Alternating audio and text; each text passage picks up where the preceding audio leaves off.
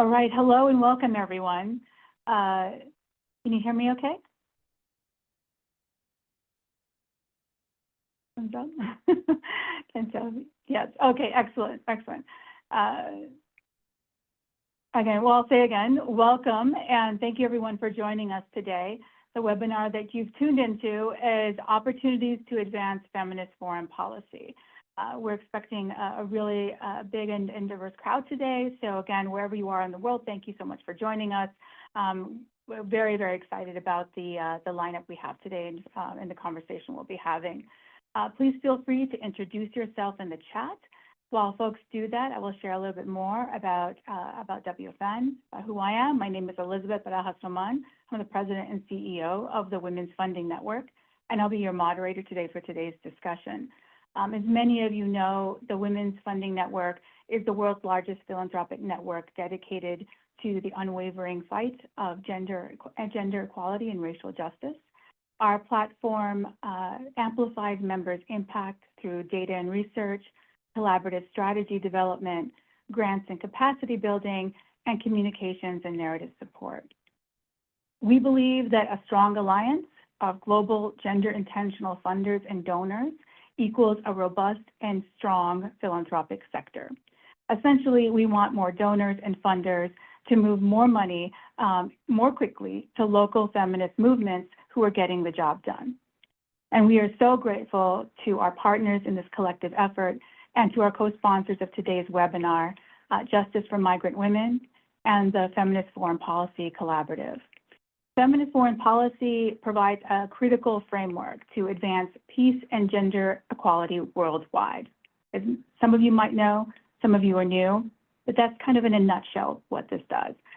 Today, we'll discuss Feminist Foreign Policy's growing influence on global geopolitics, bipartisan opportunities for the U.S. and political leaders to advance its worldwide impact, and how a feminist foreign policy agenda can support the feminist philanthropy movement and work of local women's funds and local actors around the world.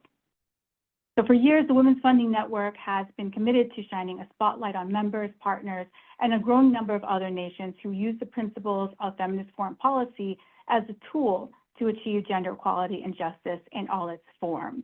In addition to international implications, we also understand the philosophy and values behind feminist foreign policy help ensure progress for U.S.-based members and partners and advocates around economic justice, reproductive justice, caregiving, and freedom from violence, and other really important human rights issues.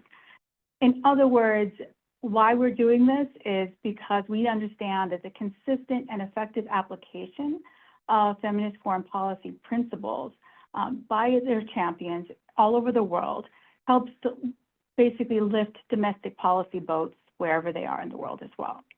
And we hope that strategies and approaches that we're going to discuss today, and also quite frankly, some of the challenges and contradictions, will help provide insights to what's helpful for you at the national, state, and local levels.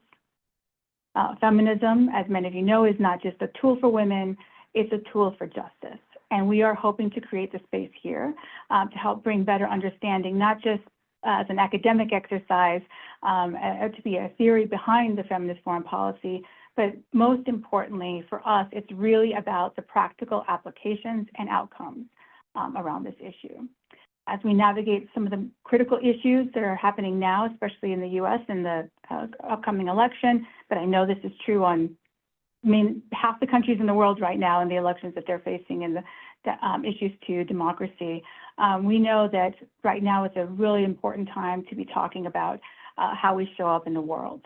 And we look forward to learning more about this today, also as well as some takeaways from the third ministerial conference on feminist foreign policy, which was in Mexico. It was hosted this past July.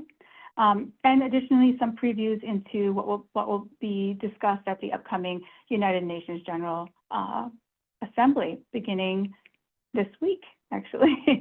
As we turn to our panelists, let's go ahead and introduce this wonderful, amazing panelists that we have today.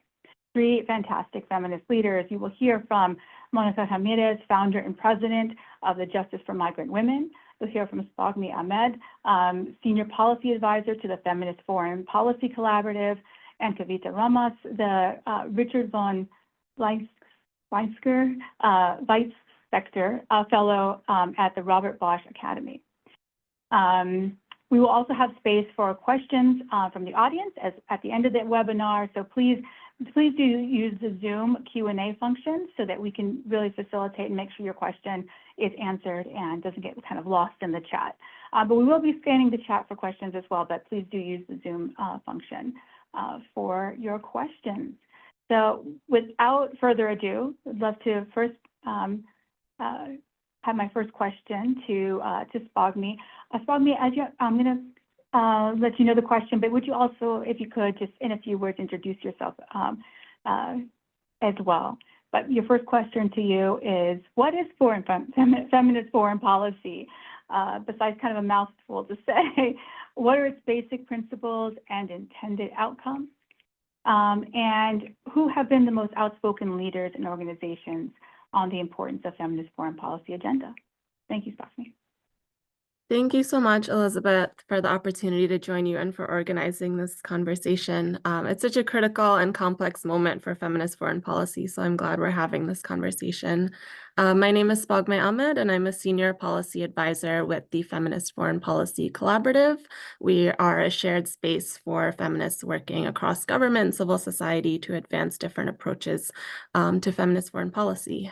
So just getting into your question, for those who are newer to this discourse, I want to just ground us in the definition of feminist foreign policy that the collaborative ascribes to, which my colleagues had developed in consultation with fellow activists, policymakers, and academics. I'm also going to just drop the link in the chat because it is a little bit wordy, but this definition describes feminist foreign policy as the policy of a state that defines its interactions with other states, as well as movements and non-state actors, in a manner that prioritizes peace, gender equality, and environmental integrity. It enshrines, promotes, and protects the human rights of all, seeks to disrupt colonial, racist, patriarchal, and male-dominated power structures, and allocates significant resources, including research, to achieve that vision. Importantly, feminist foreign policy is coherent in its approach across all levers of influence and is anchored by the exercise of those values at home and co-created with feminist activist groups and movements at home and abroad. So feminist foreign policy, or FFP, while its core principles and values are rooted in feminist history and organizing, it was first introduced as a policy framework by the government of Sweden in 2014.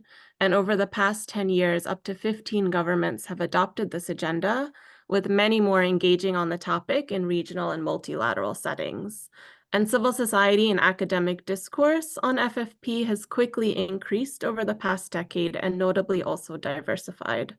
So with my work at the collaborative, we manage the Global Partner Network for Feminist Foreign Policy, which now has over 90 members across government, civil society, philanthropy, and academia. And we've really been deepening our partnerships at regional levels, particularly in Latin America, Africa, the Middle East, and the Asia Pacific, giving our partners the space to really claim this agenda as their own and to devise effective strategies to advance their work. So there's a couple of points that I want to make quickly about feminist foreign policy that I think will help to make sense of it as an evolving discourse. Firstly, feminist foreign policy is an aspirational approach implemented by very imperfect actors and bureaucracies. So it is actively working against the very same systems that adopt it, creating a tension and a contradiction. Second is that even when governments adopt feminist foreign policies, there's a lack of understanding within those governments of what this means, why they need to practice things differently, and how feminist praxis is relevant to all foreign policy work. And thirdly, as I mentioned, up to 15 governments have adopted this agenda. So from Europe to Latin America to Africa, there's great variation in the ways that governments have articulated and implemented their FFPs. So we're really seeing those tensions, contradictions, and limitations play out in real time right now. Activists are calling out governments for pledging feminist foreign policies when domestic human rights concerns remained overlooked. Commitments to peace feel empty when Palestine, Sudan, and the DRC are burning. And we ask how promises to environmental integrity hold when military investment in bombs that are destroying our land is increasing.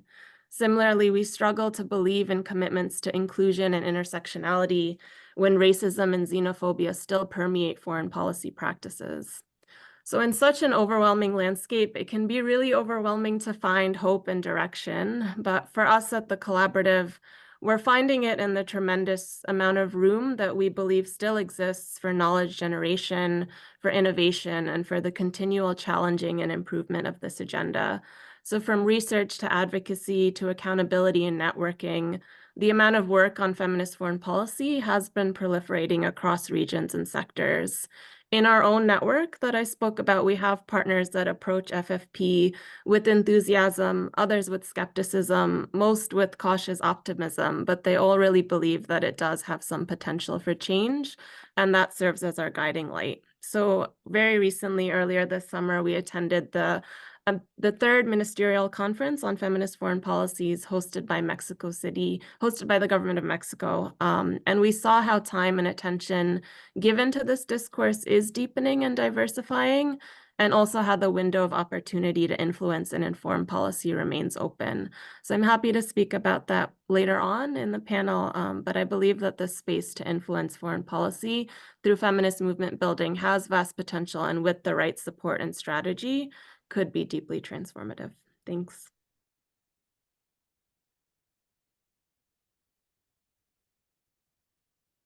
Thank you so much, Spogmay. Appreciate that. Kind of moving into what some of the tensions are, and also speaking, who's also at the conference in Mexico. I'm going to turn my next question to Mónica. Mónica, would you mind just giving again a brief introduction about who you are? And my questions to you are, you do work with immigrant women, which means you are deeply connected to issues outside of the U.S. borders. Could you paint a picture for us? What are the through lines that you see and you wish donors and funders understood when crafting strategies around how to advance gender equity, climate justice, and workers' rights? When they were thinking about that, could you talk to us about what the through lines that you see? Thank you. It's really wonderful to be here with all of you. I am the president and founder of an organization called Justice for Migrant Women, which focuses on advancing and protecting the civil and human rights of migrant women workers across the United States. And our work, we do not only work with farm workers. There was a time in the United States when people would say migrant workers, and they would think that we were specifically talking only about the farm worker community, which is the community that I come from. But in our work, we are organizing and building power with women who are working in different industries, including domestic workers, those working in restaurants and in small factories and lots of other places. So the term migrant worker in the United States has evolved and includes a lot of folks working in different industries as well. And I want to name that because I think sometimes people think of migrant workers in the US as being only in agriculture. I really appreciate your question, Elizabeth, because I think that one of the things I've seen over the course of my career doing my work is that when people think about immigrant community members in the United States who are working in different industries and migrant workers in particular, it's as if the issues begin and end at the border, right? Whether it be the issue of immigration or whether it be workers' rights or take any issue, the way that things are currently constructed, we talk about what is domestic policy work and what is considered foreign policy. And it's almost as if there's this very artificial separation, and the artificial separation that exists, whether it be in the way that things are constructed by law or the way that funding happens, these artificial constructs don't meet reality and the way that people live their lives, the fact that people are moving cross borders every single day, the fact that migration isn't new. It's happened since the beginning of time that people have moved for the purposes of work and their livelihoods. And I think that with the women who we serve, many of whom are survivors of violence, oftentimes having fled their countries of origin to escape violence, then experiencing violence in migration, and then arriving in the United States and experiencing violence, whether it be economic or physical or other kinds of violence. And so this continuum of violence is something that's ever present for the women who we have the honor of serving.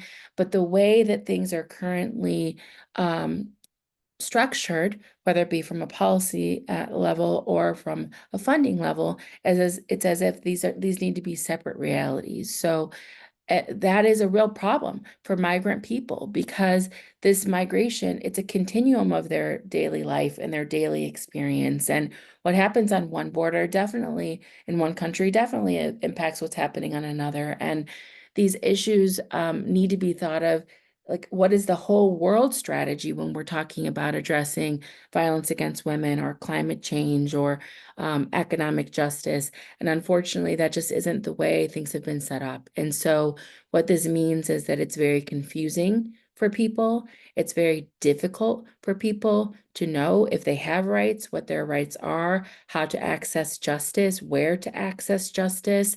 And essentially, it adds to the constant spinning of migrant people who are trying to find their grounding, right? They're in search of peace and security. They're following hope. They're trying to achieve their dreams for themselves and their families. But because of the way that things have been structured through law and through the way funding and supports are offered, we have left them in a place of constant insecurity and instability. And so our work with migrant peoples is to try to help provide some clarity, some understanding of the way the systems work, access to folks who can help them, who can support them. And it has to be, I always say that part of the work that we do, it is about creating what I call a loop of care. From the place that the person leaves to the place where the person arrives to the place where they might return, or any place in between. It is our job as advocates and activists to provide the sense of safety and care so that they can know that if they have been forced to leave their country of origin and in search of refuge in the United States, that they will have safety and security and access to justice here. And if their life causes them to have to make a choice to go somewhere else, that justice doesn't end when they get to the border. And that's actually been a big part of our work, because unfortunately in the United States, the migrant women who we've served who've experienced sexual violence in the workplace, as a part of their healing journey, they might decide that they need to return home. They might choose repatriation as a part of their healing journey. But that doesn't mean that because a person chooses to return to their home country, that their rights should be lost, or that they should no longer have access to justice in the United States for the wrongs against them. And so we're constantly navigating all of these systems and laws and trying to figure out what is the best way to get around some of these obstacles so that people can really actually at some point be made as whole as possible after experiencing many of the wrongs that they're currently experiencing. And so to do this, we need to all be in conversation like this one, which is why I'm so grateful for the space that you've created. Thank you so much, Mónica. There's so much there, and I can't wait to get into a conversation about more around that. I do want to have our next panelist, Kavita. Would you mind also introducing yourself? And our question to you is, what actions should the feminist philanthropy community more generally, and women's funds in particular, consider to be a most effective way to advance feminist foreign policy agenda? But I know we got a lot more to talk about. So Kavita, would you mind saying hello and introducing yourself? Salam, namaste, everybody. My name is Kavita Ramdas, and I've been a longtime activist and advocate in the space of feminist movements and in feminist philanthropy, having had the pleasure of working in feminist funds such as the Global Fund for Women and in a number of larger, more mainstream foundations, including the MacArthur Foundation, the Ford Foundation, and the Open Society Foundation. So I'm really honored to be with you. I'm here joining you from Europe. I'm actually in Amsterdam, where I've been meeting with members of the Dutch government, former foreign ministers and the former Minister of Trade and Development, and with feminist funds, Mama Cash in particular. I feel really honored to be able to be part of this discussion. I think Mónica actually teed it up for me very well when she spoke about the fact that it is actually a very artificial line that we are drawing arbitrarily at a border, whatever that border is. And that has become very clear in my research that I'm currently doing as a fellow at the Bosch Academy, which is part of the Bosch Foundation in Berlin, Germany, where I'm looking at feminist foreign policy. And what's really interesting is that although I began by saying I wanted to look at feminist foreign policy, what became very clear almost immediately was that both the reaction to the word feminist and the reaction to the idea that actually we could actually be using the term feminist to talk about something that was happening outside our countries, whereas people felt very ambivalent or actually scared or actually completely incapable of having those discussions about advancing a feminist agenda inside their own countries. What do I mean by that?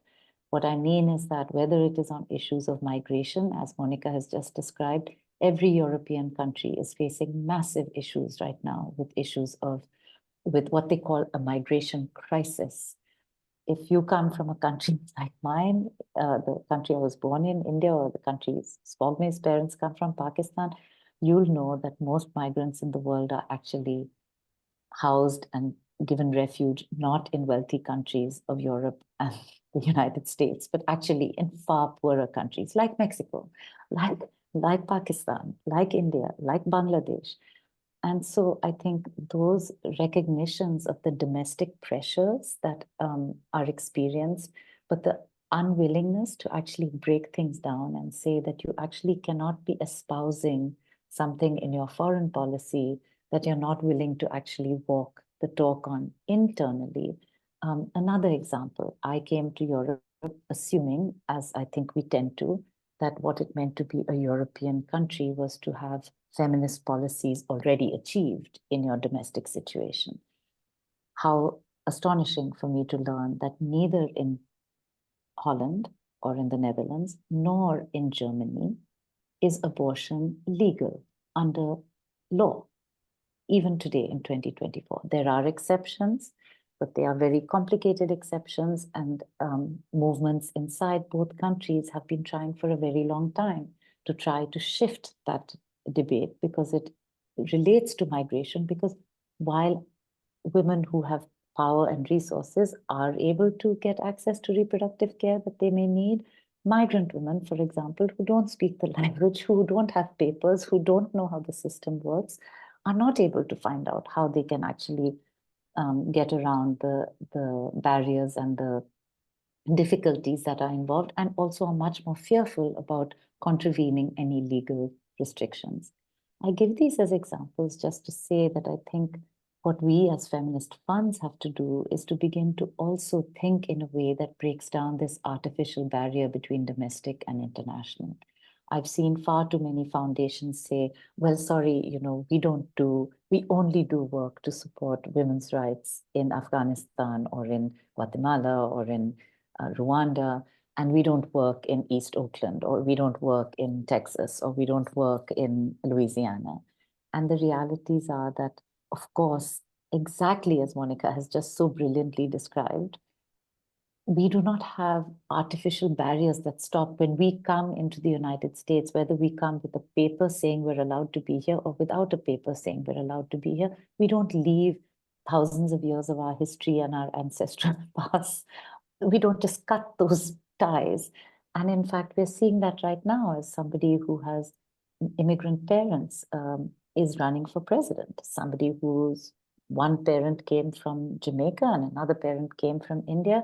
And those ties remain strong, viable, important for this person to be able to grow up in a way that they could acknowledge and be fully themselves.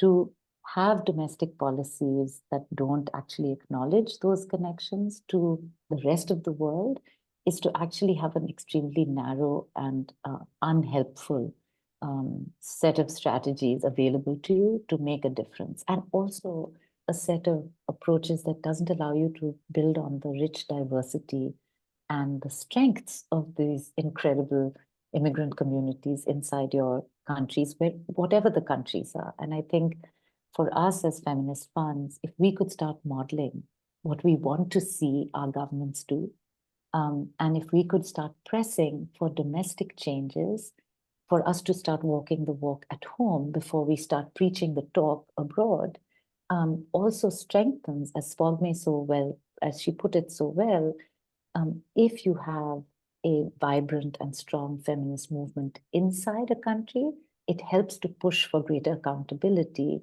from that country in its behavior with other countries and in other parts of the world. Similarly, the other way around, and I think, Elizabeth, you said that if you have a strong and robust commitment, public commitment to a set of feminist principles, however poorly you execute on them, it allows domestic activists to say, hey, you saying all those good things out there, what about at home?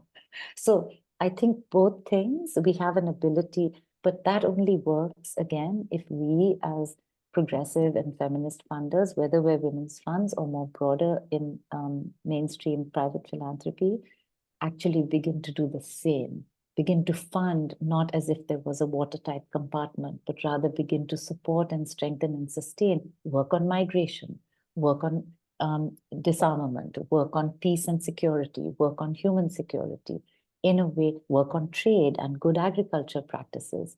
If we can do that, then I think we also help build and strengthen a transnational feminist movement that actually only helps all of us. Thank you so much, Kavita. That's, again, that's exactly right. There is a element, of course, governments move the most amount of dollars in any setting. They're the ones that are going to move the most amount of dollars to organizations or to activities that will support the types of outcomes we're looking for. But we also know, and this is why we're having this call, this is why we do the work we do, that philanthropy does have, even though they're a relatively small amount of actors, they do have an outsized influence when they are at the table, right? And not just at the table kind of talking the talk, right? But how they are also approaching the strategy and funding, even though it represents a small amount of the type of change we want to, the type of funding we need to make the change we want to see, we know it has an outsized influence. And so there is an opportunity to line up the strategies that funders are doing and that global philanthropy is doing in a way that demonstrates not only is it possible, but it's effective and it's the right thing to do. And so, again, that's what the kind of conversation we're having today. So thank you for that. Spogmay, my next question is for you around concrete examples. Could you share with us from where you sit, working with this global network, and people who are interested in this conversation, interested in kind of getting in and rolling up their sleeves, what are some concrete examples of how a feminist foreign policy agenda is being successfully used, and what has happened as part of that result? And again, could you talk a little bit more about the challenges to fully integrating a feminist foreign policy agenda in global relations? Yeah, thank you, Elizabeth. Just focusing very concretely on the impacts that we have seen, the first point I'll make is about process. So foreign policy decision-making is traditionally and systematically very opaque, and commitments to feminist foreign policy, they have made some gains in opening up these processes. We've seen governments like Colombia and Spain, for example, appoint high-level advisory boards with civil society representatives to advise on their implementation of FFPs. Governments like Scotland, Germany, France, others have held consultations with feminist civil society in country and internationally when developing their FFP frameworks. And at ministerial level conferences on the topic, we've built spaces for civil society and government to be in direct dialogue with one another. No doubt there's a long way to go in gaining equal footing and, more importantly, influence on foreign policy decision-making, but this is important progress that I think needs to be deepened. The second point I'll make is around policy innovation. So most feminist foreign policies have, on paper, articulated a broader conceptualization of gender equality and human rights, moving beyond a focus on only women to a more power-based analysis of other identities. We've also seen connections made to other policy areas. The government of Chile, for example, focuses heavily on macroeconomic policy in its FFP. Colombia takes the first explicitly pacifist approach to its feminist foreign policy. Canada has been integrating gender chapters in its trade agreements. And with thanks to the kind of rising leadership of Latin American and Southern governments, countries are pushing for greater what they're calling South-South and triangular cooperation around this agenda, which does shift traditionally North-led and Eurocentric geopolitical dominance. On funding, I'd say the picture is a bit more challenging. We have seen feminist foreign policy governments announce investments in feminist movements and funds like Canada's support for the Equality Fund, its leadership in the Alliance for Feminist Movements. France has a support fund for feminist organizations, the Netherlands and Leading from the South. However, the latest analysis from the OECD shows that gender-sensitive official development assistance has fallen for the first time in a decade, and aid for women's rights organizations, movements, and government institutions has decreased by $260 million. But at the same time, we're also seeing global military expenditure is at a record high of $2.2 trillion and is expected to rise, including for many FFP countries. So this is really one of the biggest challenges in this agenda. Feminist foreign policy, it's often treated as another effort at gender mainstreaming or increasing women's leadership. But what it really necessitates is a structural and systemic analysis of how traditional foreign policy is creating harm. So while funding feminist movements is fundamental to this work, it's not nearly enough if the larger forces of militarization, debt, and climate catastrophe are making their lives all the more difficult. And as I described earlier, an incoherent feminist foreign policy agenda faces significant pushback both from critics and champions. Another challenge that I'll point out with feminist foreign policy is its sustainability, particularly around two forces, which go hand in hand: rising anti-rights and anti-gender actors who are very quickly gaining ground, as well as electoral outcomes. So in the past few years, while we've seen an influx of governments announcing feminist foreign policies, we've also seen many of those same governments step away. These include Sweden and Argentina, for example, which elected right-wing leaders that quickly reneged on their commitments. So a question that we're often asking ourselves is, what kind of policy initiatives, legislative reforms, staffing programs, budgetary investments, and cultural awareness raising do we need to help ensure that feminist informed practices can withstand political changes? Thanks. Could I add something to that, Elizabeth? I just want to build on something that Spogmay mentioned, which is the concerns about both the rise of the right wing and anti-gender forces. Having been in Germany for the last 3 months, there's just a very strong awareness of how difficult and challenging that is. And the last few days that I've spent here in the Netherlands, similarly, in the current situation in the Netherlands, there's actually a situation where people have been told they will no longer be allowed to use the term gender inside the foreign ministry. They have been informed that there is going to be significant cuts in ODA, in official development assistance, which, as you pointed out just a few moments ago, Elizabeth, is one of the much more significant sources of funding for women's rights organizations, both here in the Netherlands, but also across the globe. Similarly, the experience with Sweden, the very first thing that happened with an elected government that was more conservative and is actually much more right-wing, was the very first thing they stepped away from was the commitment to a feminist foreign policy. The playbook for the anti-rights and anti-gender actors is actually a shared playbook, and it goes across from North America to Europe and beyond. The anti-LGBT activists in Uganda have been actively and sustained, have benefited from sustained funding from evangelical churches and movements that have been primarily coming from the United States. That is being played out in so many different parts of the world.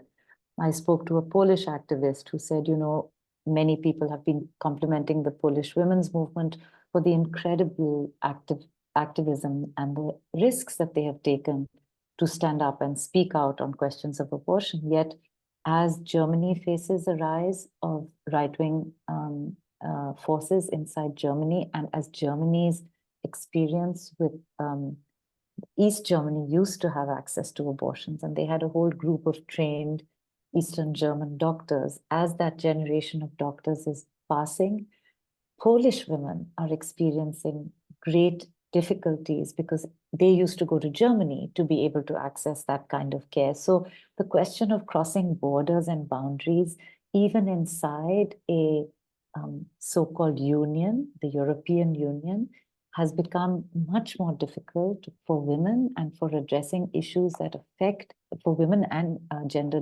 diverse people in ways that are actually really threatening of their lives and of their safety.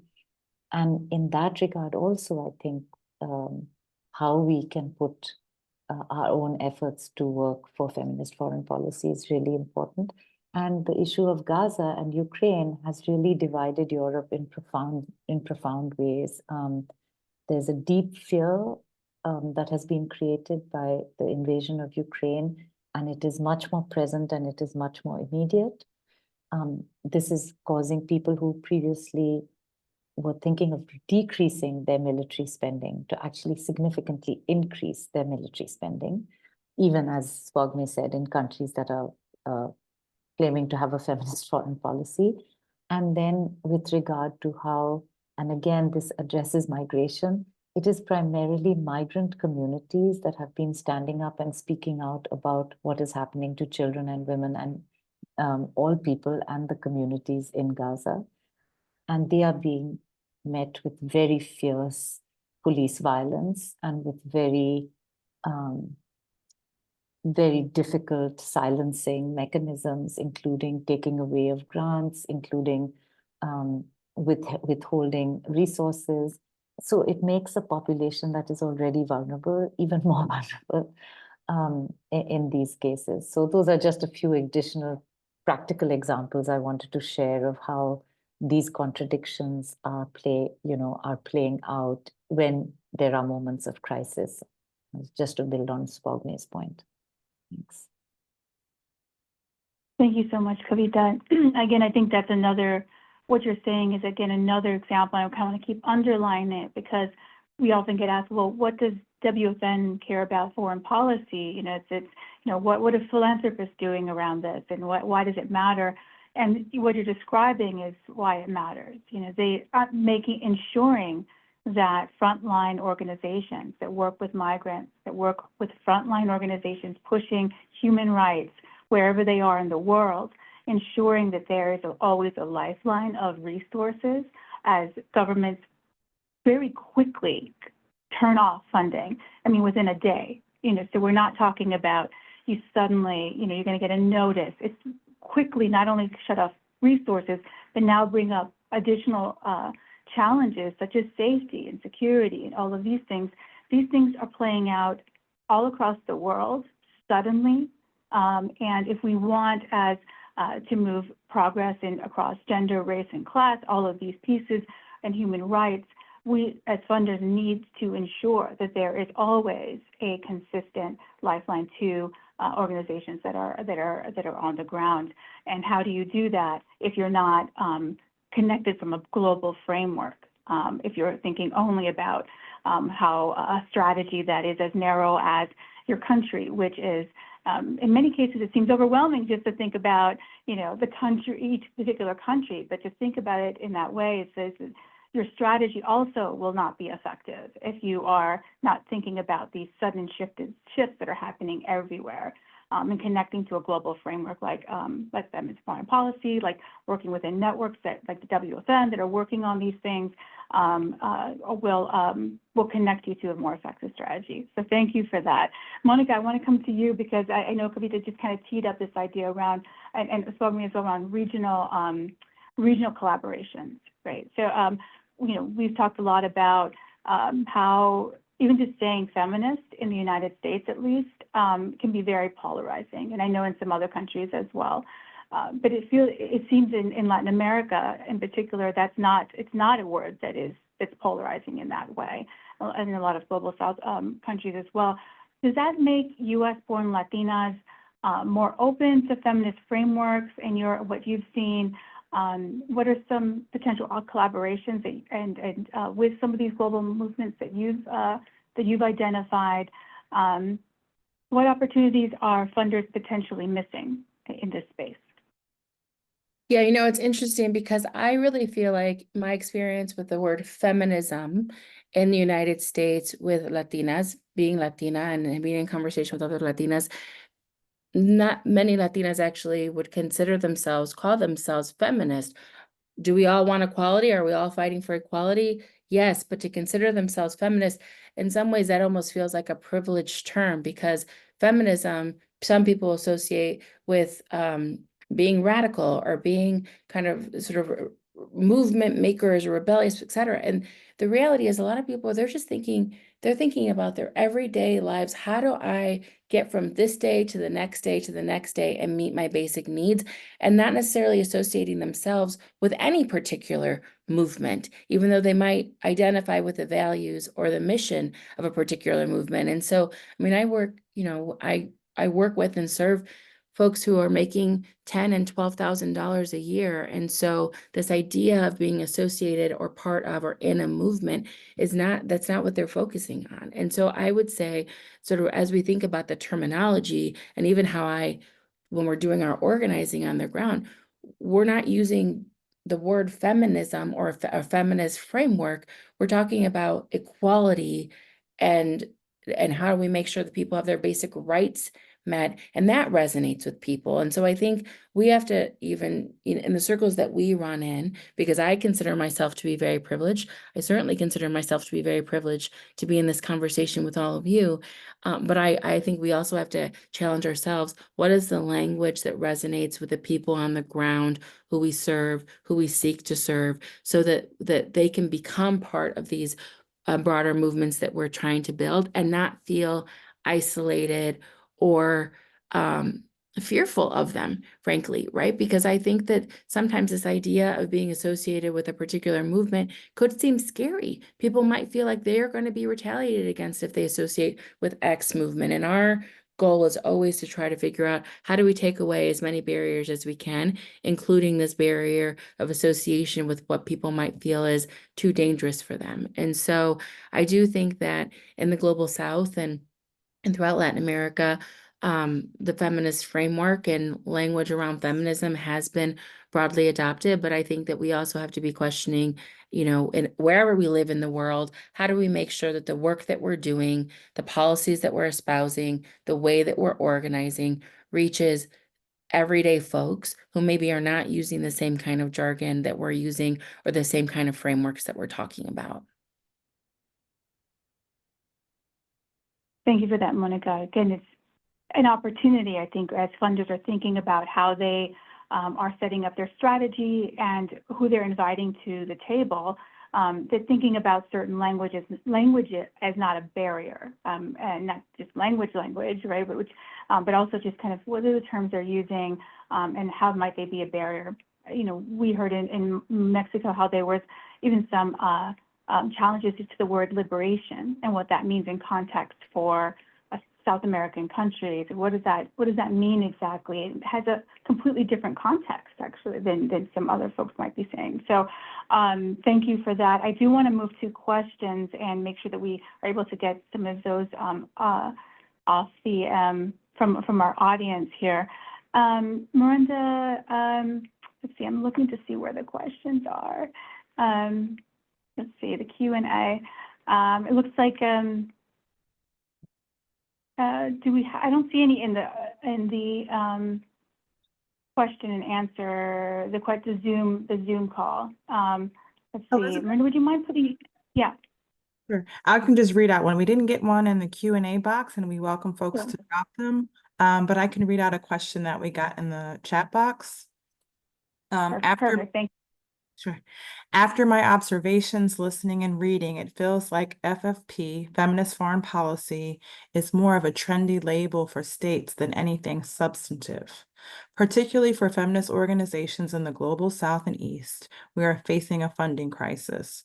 So how meaningful is it to exert effort to use FFP as an advocacy tool or a commitment? Can insisting on using the political tool and reminding states of their commitments really yield us anything tangible in the short term? What do you think? Great question. Spogmay, do you? Yeah, I was gonna have Spogmay say something, but I think that's a very fair observation, Hilal. I think it is a real worry for many of us who, whether we call ourselves feminist or not, but certainly as somebody who does, I'm also very worried about the pink washing that is happening, which is that you keep an imperial policy or a neo-colonial policy, even after Spogmay read out what the aspiration is of a feminist foreign policy, you just apply the term and then continue doing what you were doing anyway, but say that you're having a feminist foreign policy. That could actually be even more damaging.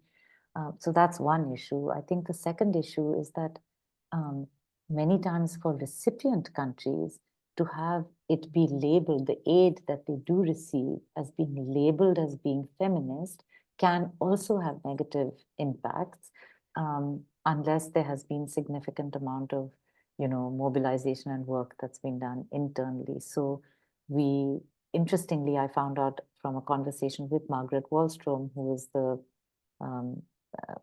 foreign minister in Sweden who first brought the term feminist foreign policy into popular circulation, that SIDA, which is the development arm of the Swedish government, never actually changed they didn't formally call their development policy feminist.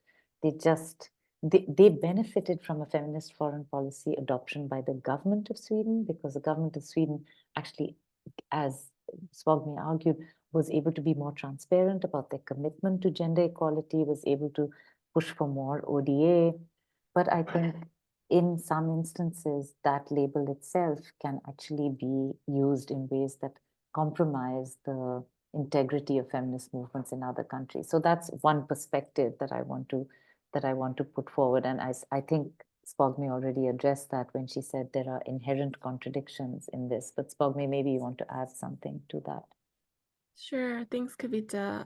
And yeah, this is a really great question and something that we're kind of asking ourselves all the time. I'll do a quick plug for a paper that we released last year. It's called our Defining Feminist Foreign Policy paper, and it really goes very in depth into the 16 governments that we analyzed and kind of what opportunities, what benefits a feminist foreign policy had, what challenges still exist. So it's a lot more than I think we can explain on this call, but there's a lot of analysis there. I think the question is right in that we often have civil society or even government partners come to us and ask this question of, is it worth it to take up this label? And we ask them to make that political calculation themselves. But I think what's been useful for us is that while this is a really challenging term and can bring a lot of heat to the work, it is something that is really asking us to challenge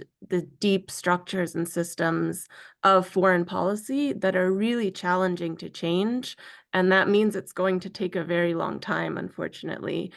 But we have seen when we take up this label, when we push governments, we're able to do a lot of work to bring folks to the table, to have very candid conversations about what has been working in their foreign policies or not, what strategies can we develop as insiders and outsiders to help advance this throughout foreign ministries, throughout other government ministries, to make those connections domestically. And that may be slower moving work, but it's really impactful work that I think can have a legacy beyond the more immediate. And as I said, sort of throughout the call, this is something that has existed only for 10 years, which I think sometimes we want to see that kind of movement now, and we also should in many ways, right? Like, I think something that my CEO says is that Lyric Thompson, who says something along the lines of progress does not need to be this slow, which I think is a useful reminder for us when we're in these ministerial conferences or meetings with government officials of like, yes, you're saying the right things, you're tapping into the right areas, but what are the more concrete policy and legislative changes that we can push for? So there's a lot of challenges and political calculations with an agenda like this, but I think there also are a lot of openings that we can lean into, and that I hope will progress at a faster speed than they have been now.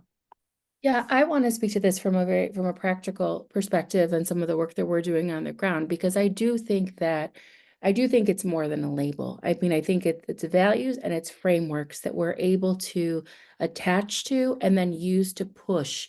And, in the work that we're doing, two very concrete examples are, one, our organization has been pushing for a long time to get mental health to be recognized and considered an occupational safety and health issue. And now the Department of Labor is finally saying that out loud, that mental health is an occupational safety and health issue. And in part, it's because of work that came out of the ILO. And that was related to work that was being done on Convention 190. Convention 190, which has not been adopted here in the United States. We have not as a country signed on or implemented, but now we're able to take that convention and that framework, and we're trying to move it domestically. So we've been able to get the ILO, in conversation with the Department of Labor and in conversation with other people to figure out, what can we learn from the countries where it has been ratified and where it is now being implemented, and what does that mean for U.S. law, whether that means passing a law like the Be Heard Act, which would expand protections under our existing Title VII legislation, or would it mean something else on the ground in states? So just as sitting where I sit on the ground as an activist, we are using this framework. We are using the Feminist Foreign Policy and the work that's being done to try to figure out how it can be, some of these frameworks can then be applied in the United States, and it's working. So I want people to know that we are winning. And I know it all feels hard, but we are winning, and there's sure a lot of work left to do. But I think there's more opportunity here that we all need to latch onto as a way of making more progress moving forward. Thank you so much for that, Mónica, for that perspective, because it is so true that and one of the things that I know that WFN has been very interested in is taking something that can feel immediately like an academic exercise. So kind of like, let's debate a word, or let's debate kind of this exact framework and how it evolves in research, or how we're thinking about, in the halls of the Ivies and all these other places, and taking it from that place to what is it actually in praxis? What does it look like when we're able to use these frameworks, coordinate with each other as well, be able to kind of track the movement of these frameworks, and how we're able to leverage them as a global network of activists working on progress here.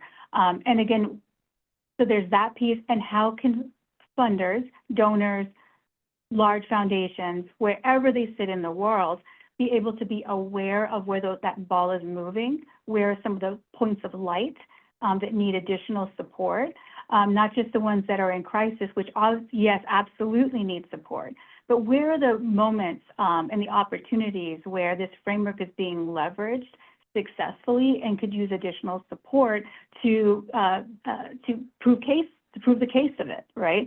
And also just how it's transformed on the ground, and where there's some additional support that's needed there as well. we're almost at the end of our webinar. It's gone by so quickly. I did want to give everyone one last kind of comment to mention. We have the UN General Assembly is starting today, which is another place that feels contradictory in so many ways. You know, global kind of coming together, but then there's some places where, are we still doing this? We're still pretending that this is that we're doing this well. So I wanted to give everyone just kind of do one statement around, if you had an opportunity to talk to the secretary themselves, you know, what's the one thing you would ask them to push for when it comes to that intersection of race and gender, you know, migration, equality and human rights? What's the one thing that comes to mind that you would say if you had 5 minutes with them?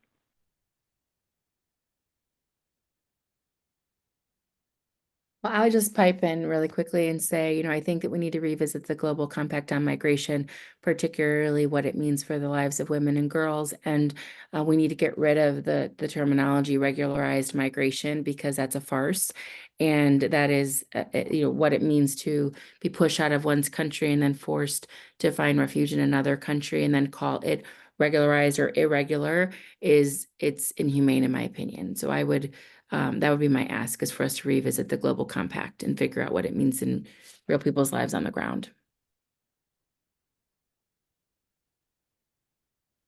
Yeah, I think I would really push us to move away from such militarized responses to global issues, as we've talked about throughout the hour, like military solutions, as like co-panelists so very beautifully articulated, not just bring about so much destruction abroad, they also have really pernicious impacts on communities in the United States, particularly communities of color and immigrant communities. And that's something I feel very personally.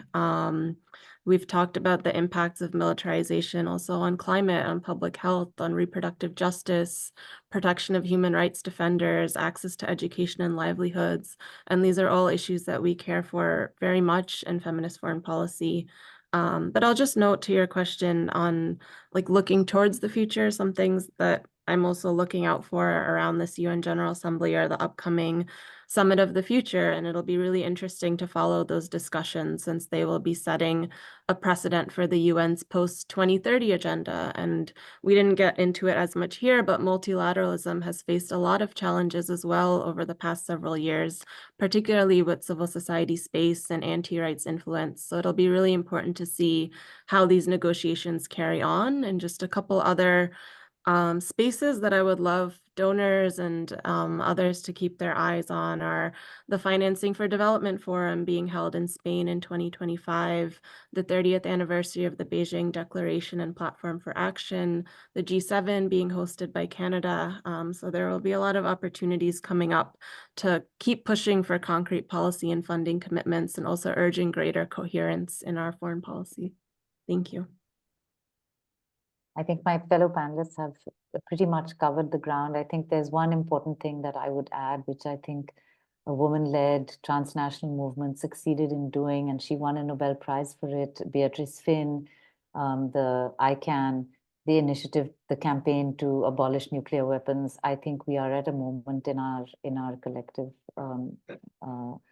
situations on the planet where we really cannot afford anymore the lame arguments that somehow we need hundreds of thousands of weapons that can blow the planet up numerous times over. We need to understand that if the majority of the world said we don't want nuclear weapons, a few nuclear weapon states cannot just hold us hostage.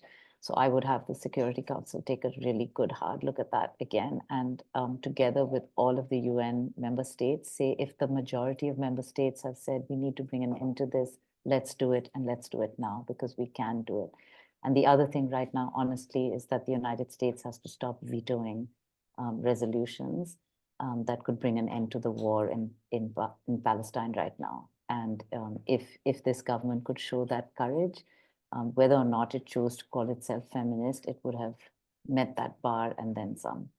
So I think that would be really, those would be my two asks. Thank you so much. Elizabeth, I haven't asked for philanthropy. I know that wasn't the question, but I'm going to do Yes, it. go for it. First of all, thank you for creating this space, but we have to keep coming together like this and being in conversation together. I think the leadership for breaking down the silo between what is domestic policy and foreign policy starts with us, and I hope that we can keep meeting to have these conversations and figuring out how do we take the conversation to action. And to realize that we have to actually give more. Private philanthropy in particular cannot now be saying we have to do the 5%. This is a time when Spogmay has just described, and all of us have heard, that governments are cutting back on funds. Private philanthropy needs to step up and lean really hard into the idea that the world doesn't have that much time left, and forever means right now. I want to have this conversation. I feel like this really should be a much, much longer conversation, and it will be. We will continue. If you want to continue having these conversations, being in conversation with amazing folks like this, welcome everyone to not only connect with the Feminist Foreign Policy Collaborative, the Justice for Migrant Women, learn more about their organizations and what they're doing to advance all this great work, connect with WFN, where we continue to have conversations like this, both online and offline. Thank you again for everything everyone's doing out in the world. And thank you so much, and much gratitude to this amazing panelist and for your time today. Thank you so much. Thank you. Take care, everyone. Thank you. Thank you. Thanks, everyone.